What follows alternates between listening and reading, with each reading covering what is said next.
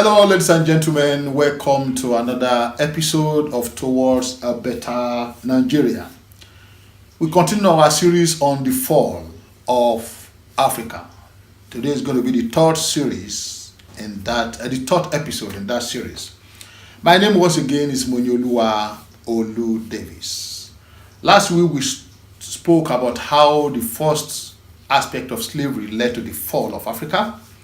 Today we are going to speak about how our generosity led to the fall of Africa.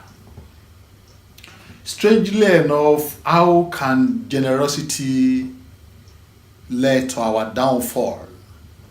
Well, may I say there is a slight fine line between generosity and show off. When your generosity turns to show off, it becomes a thing that is not to be proud of. Let's recap a little bit and go far back into the story of Joseph and his family in Egypt. Whether you study the Holy Bible, you study the Quran, or you look at archaeological history. When the family of Jacob came to Egypt, we accommodated them, we gave them land. They fed in our country, and when they all have what they wanted, what happened? They stole our gold, they stole our silver, and they ran away from our continent. As against all belief that their God told them that they are his chosen and we are not the chosen. God is the God of all. He does not like the Jews separately and hates the blacks particularly. That is just an attempt to make us feel inferior within ourselves. We accommodated them, and they stole from us and ran away. What happens to Moses? Moses was born from a woman where the life of the Jews in Egypt were not that well accommodated. A princess took Moses into the palace. Moses was raised in the palace. And what happened? Moses is now recorded as the first terrorist that ever emerged on this planet Earth. Call it whatever you may. If you are born in America or in England or France, for instance, you are being educated in England, you are being fed in England, and you woke up and turned your back against the country that fed you and killed the citizen of that country. You are simply nothing but a terrorist. But they repackaged Moses and make Moses the loved of all, disregarding the fact that he is the first recorded terrorist in history. That is one of the things that we got back from people that we tried to help. Now, looking at the story of Mansa Musa of Mali.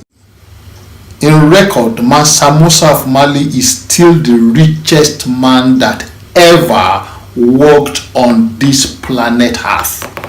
Nobody has been able to top his record. Mansa Musa of Mali was the richest man that has ever walked on this planet Earth. Estimated worth as at the time he's alive, comparing to today, is worth over $5 trillion. That is his worth, over $5 trillion. He went ahead from countries to country and started distributing golds to people on the street. Meanwhile, Mansa Musa reigned from 1312 to 1337.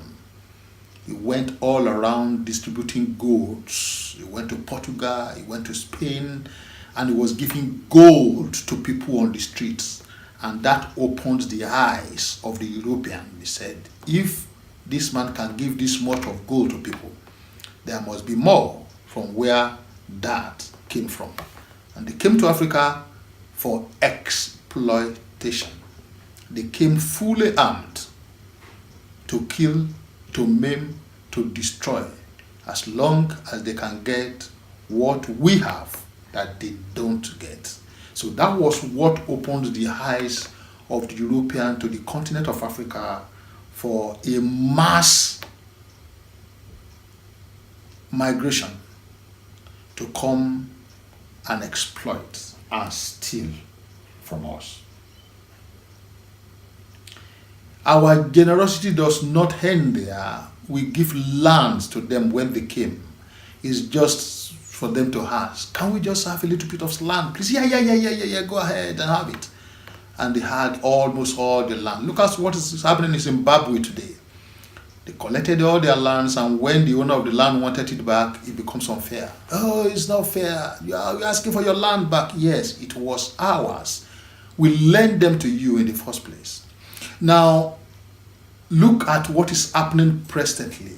Spain, Portugal, France, Italy, England, these countries cannot survive without the resources that is coming from Africa.